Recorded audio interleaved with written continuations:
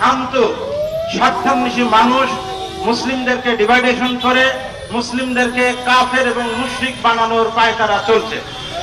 শুধু এই হিজবুত তাওহীদই নয়, আপনাদের অবগতি করার জন্য জানাচ্ছি যে এই এলাকায় ঈসাই মুসলিম আছে, তারা মানুষকে যুক্তি দেয় যে ঈসা আলাইহিস সালাম আসবে অথবা আগেই তার উম্মত হয়ে থাকে।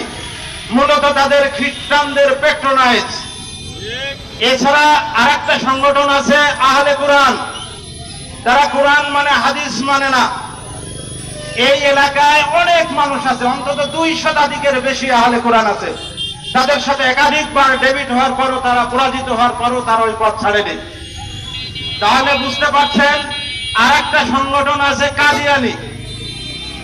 এই মুসলিম অধ্যুষিত এলাকায় প্রেসিডেন্ট মুসলিম, প্রধানমন্ত্রী মুসলিম, উপদেষ্টা মুসলিম, আইন উপদেষ্টা মুসলিম, অথচ মুসলিমের বিপক্ষে, মুসলিমদের বিপক্ষে কটূক্তিকারী, মুসলিমদের আকীদা থেকে বিচ্যুতকারী সংগঠনকে অমুসলিম ঘোষণা করার জন্য দাবি করতে হয়।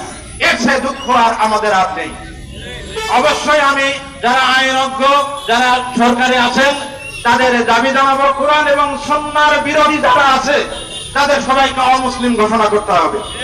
এই আশাবাদ ব্যক্ত করে আমার সংক্ষিপ্ত বক্তব্য শেষ করছি।